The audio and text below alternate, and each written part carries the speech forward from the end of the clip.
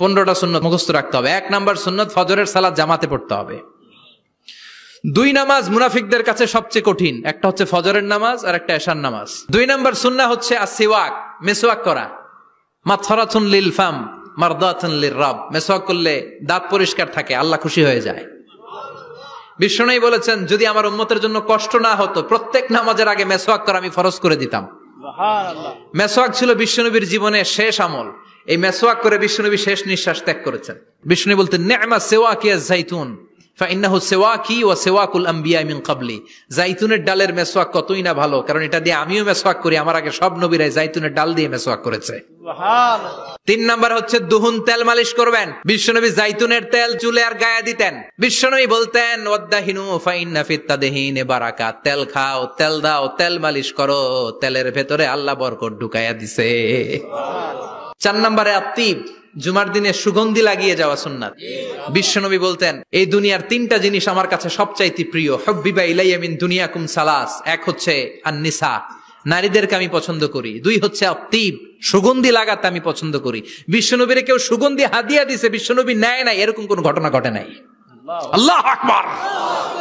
আবার বিশ্বনবী বলতেন আরবাউন মিন সুনানিল মুরসালিন, 4টা সুন্নাত সব নবীদের সুন্নাত। 1 নম্বরে আল হায়া মানে লজ্জা। আরেক বর্ণনা এসেছে আল খিতান মানে সুন্নাতে খাতনা, এটা সব নবীদের ছিল। আর সেওয়াক, সব নবীরা মেসওয়াক করেছেন।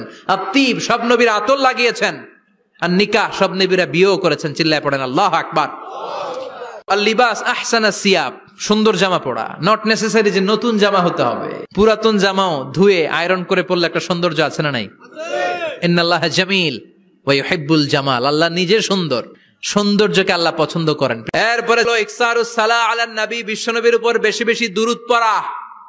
বিশ্বনবী বলতেন জুমার দিন শ্রেষ্ঠ দিন, এই দিন আমার উপর বেশি বেশি দুরূদ পড়ো। ফাইন্না সালাতাকুম মা'রুদাতুন আলাইয়া, কেননা তোমরা যে আমার উপর দুরূদ পড়ো, আমি মরে যাওয়ার পরে এই দুরূদগুলো কে পাঠিয়েছে তার নাম, তার বাবার নাম সহ ফেরেশতারা আমার কবরে দিয়ে আসে। সুবহানাল্লাহ।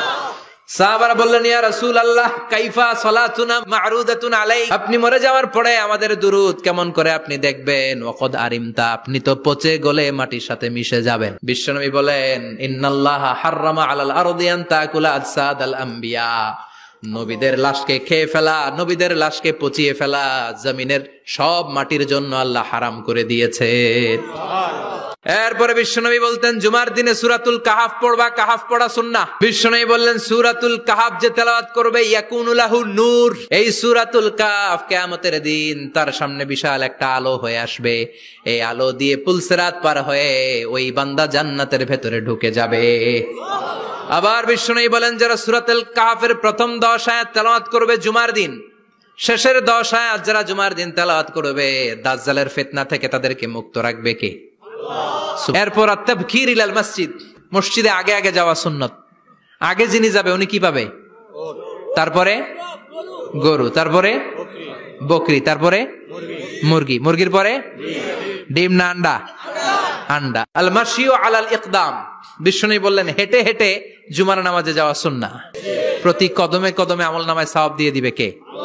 এরপরে বিশ্বনবী বললেন আদামু তাখাত্তি রিকাবান নাস, মানুষের ঘাড় ডিঙ্গিয়ে সামনে না যাওয়া সুন্নাহ।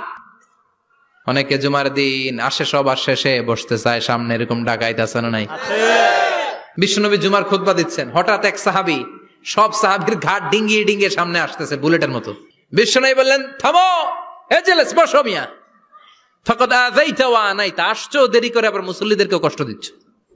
যেখানে জায়গা পাবেন ওইখানে বসবেন, মানুষের ঘাড় ডিঙ্গিয়ে সামনের কাতারে যাওয়া এটা ঠিক না।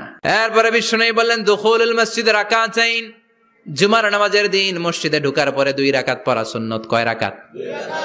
এরপরে বিশ্বনবী বললেন ইনসাত, চুপ থেকে খুতবা শুনবা। তাহলে জুমার নামাজে কথা বলা যাবে না, কেউ কথা বললে চুপ করো, এই কথাটাও বলতে বিশ্বনবী নিষেধ করেছেন। চিল্লায় বলেন ঠিক কিনা?